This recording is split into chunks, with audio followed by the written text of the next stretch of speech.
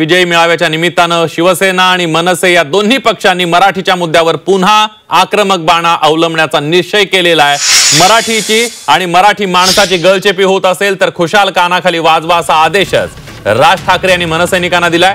तर मराठी माणूस त्यांच्या हक्कासाठी भांडत असेल तर त्याला कोणी गुंडगिरी म्हणत असेल तर ती गुंडगिरी करणारच असा खणखणीत इशारा उद्धव ठाकरेंनी दिलेला आहे।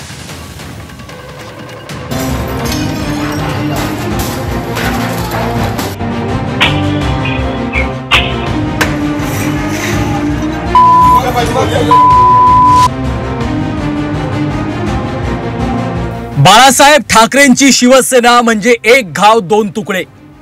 कुणी आरे केलं तर त्याला कार्य करणारी आक्रमक संघटना। मराठी माणसाचा आवाज बुलंद करणारी शिवसेना उद्धव ठाकरेंच्या कार्यकाळात थोडी मवाळ झाली होती, पण याच शिवसेनेनं आता कूस बदलली आहे। मराठीच्या मुद्द्यावर एकत्र आलेल्या ठाकरे बंधूंनी वरळीतल्या विजय जल्लोष मेळाव्यातनं पुन्हा एकदा शिवसैनिकांना स्पष्ट संदेश दिलाय।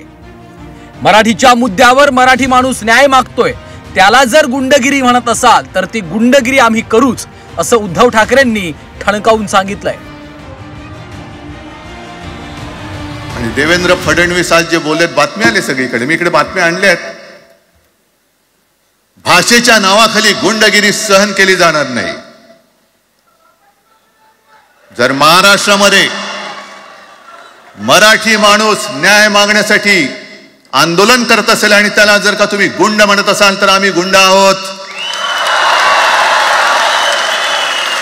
आम्ही गुंड। न्याय मागणं म्हणजे गुंडगिरी नाहीये। आणि जर का गुंडगिरी केल्याशिवाय तुमच्या दरबारी न्याय मिळत नसेल तर आम्ही गुंडगिरी करूच। मराठी माणूस आणि मराठी भाषा हा आपला अजेंडा असल्याचं राज ठाकरेंनी स्पष्ट केलंय। मराठीचा अपमान करणाऱ्यांच्या कानाखाली मारा असं आवाहन त्यांनी मनसैनिक आणि शिवसैनिकांना केलंय। पण मराठी विरोधकांना अद्दल घडवताना व्हिडिओ मात्र काढू नका असा सल्ला द्यायला देखील ते विसरले नाहीयेत। त्यांना मराठी आली पाहिजे याच्याबद्दल वाद नाही। विनाकारण उठसूट काय मारामारी करायची गरज नाही आणि मारायची गरज नाही। पण जर जास्ती नाटकं केली तर कानाखाली आवाज काढलाच पाहिजे तुम्ही। पण चूक त्यांची असली पाहिजे।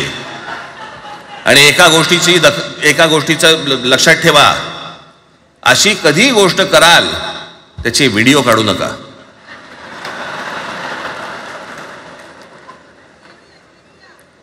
आपल्यामध्येच त्यांना कळलं पाहिजे। कळलं का?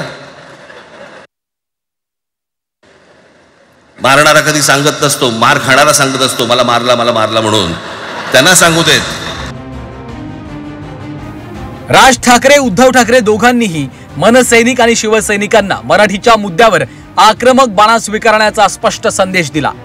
त्यामुळे यापुढच्या काळात मराठीच्या मुद्द्यावरून शिवसैनिक आणि मनसैनिकांचा राडा पुन्हा दिसण्याची शक्यता नाकारता येत नाही।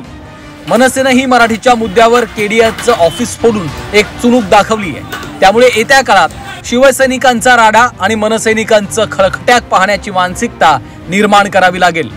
ओम देशमुख, झी 24 तास, मुंबई।